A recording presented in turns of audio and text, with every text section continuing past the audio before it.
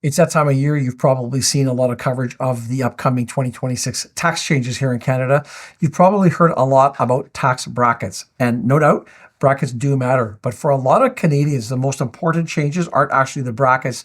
They're the contribution limits, they're credits that determine how much you can shelter, you can deduct, or you can receive from the government. So in this video today, I'm going to break down the 2026 numbers for TFSA limits, RRSP contribution room, and refundable versus non-refundable credits, and what it means for your planning. Let's start with the tax-free savings account, or the TFSA, because for a lot of Canadians, this is the most valuable and flexible tool that we have. For 2026, the annual TFSA limit, $7,000, no change there from 2025. That means that if you are 18 years or older in 2009 and have never contributed to a TFSA, your lifetime room is now $109,000, or at least as of 2026. That is a whole lot of tax-free investment space. And remember, withdrawals get added back to your contribution as of January 1st of the next year. So you could literally take out 20 grand today if you're watching this in 2025, reclaim that full amount in 2026. If you're watching this in 2026, that would fast forward to 2027. For investors, the TFSA does remain very, very powerful. Capital gains grow tax-free, dividends grow tax-free, interest grows tax-free, and the withdrawals are tax-free. That's a pretty good deal. Now, the second thing we're going to look at here is the RRSP. For a lot of people, this does still play a pretty important role in retirement planning and in reducing your taxable income today. For 2026, the annual RRSP dollar limit has increased to $33,810. That's up from $32,490 in 2025. The formula remains unchanged here. You can contribute 18% of your previous year's earned income up to that $33,800 cap, minus any pension adjustments from an employer plan. Unused room still carries forward indefinitely, so even if you skip a few years, that space will still be waiting for you there. Now, why does this matter so much? RRSP contributions, they give you something that the TFSA doesn't, and that is an immediate tax deduction. So a dollar contributed now is a dollar that doesn't get taxed this year, and that matters more, of course, if you are in a middle or higher tax bracket. In retirement, of course, RRSP withdrawals are taxed. But for the majority of Canadians, the income ends up being taxed at a lower rate. The RRSP is a tax deferral system, save today, tax later. Now, the third thing we're going to look at here is tax credits. And I'm going to talk about refundable versus non-refundable. Now, not all tax credits are created equal. Some of them reduce the tax that you owe.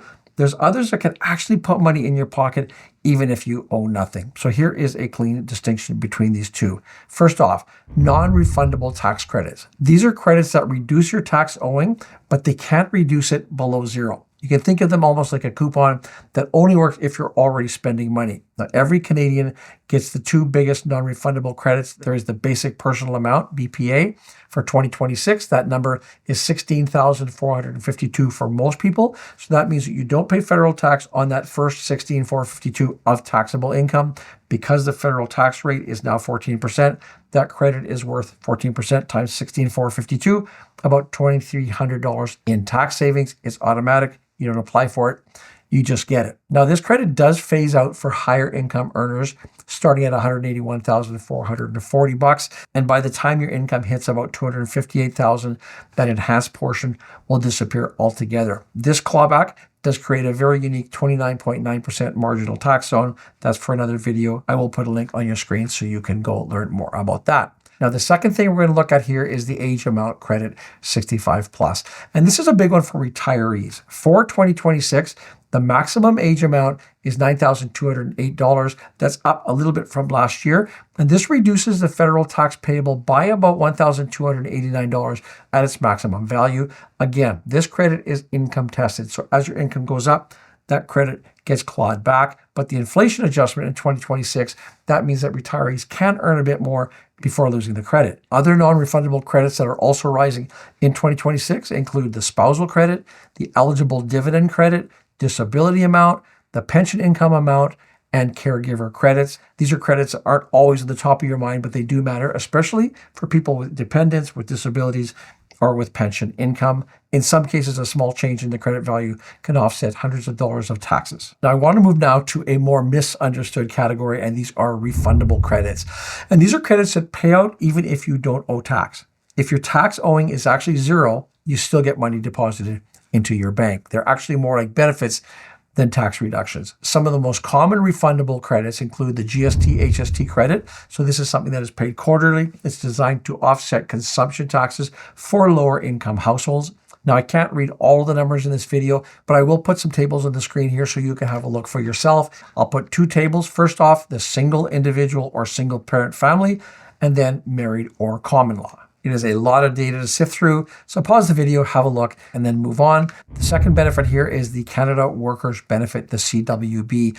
And this is a pretty significant benefit for a lot of low or modest income earners. The amount you get, that will depend on your income, and it also depends on where you live. Again, here are some examples of what you can expect. I'll put them on your screen here. Feel free to pause and move along when you are ready. Now, the third we're going to look at here is refundable medical expense supplements. And this is for lower income Canadians with high medical costs. And the list of these expenses is very, very lengthy. You can see from a sample on your screen here of things you might be able to claim on your return.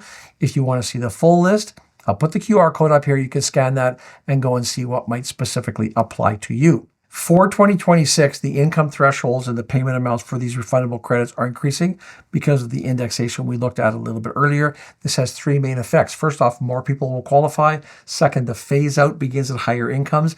And third, recipients may get slightly larger payments for many households who are making between $20,000 and $40,000 a year. The refundable credits are actually the difference between owing tax and possibly receiving a refund. Now, you might be thinking at this point, I'm an investor. Why do these tax credits matter to me? They do matter a lot more than a lot of people assume. For lower income Canadians especially, even a modest amount of taxable income, could just be a few $100 from a GIC that you get in interest, that can push them above thresholds where the refundable credits start to phase out. Because the loss of the refundable credit can actually outweigh the investment income itself, then holding these interest-bearing investments, for example, in a TFSA, even that small move can be a better move for you from the tax perspective. Flip side to that, retirees with dividend income, capital gains, they tend to benefit from rising non-refundable credit values. Credits like the basic personal amount, the age amount, those will actually reduce the tax that are owing. That helps offset the tax that is triggered by an investment withdrawal or by any realized capital gains. Now, like so much of our tax system, credits are not a major factor for everyone, but for certain households, again, especially the lower income workers or retirees, they can improve your after-tax returns. So what matters most for 2026? First off, TFSAs, RRSPs, they continue to expand. That gives the savers more tax-efficient room to invest. Secondly, your non-refundable tax credits, like the basic personal amount, the age amount, those are rising. That will reduce tax payable for most Canadians. Third, refundable credits are now slightly more generous. That will help some of the low-income households keep more of their own income. And fourth here, these changes often matter way more than the headline. You know, those tax bracket adjustments you always hear about, they do determine how much you actually pay and how much you can save. If you're planning for 2026, you should probably pay attention to these numbers. As always, I say thank you for watching. Don't forget to subscribe. We'll see you in the next video.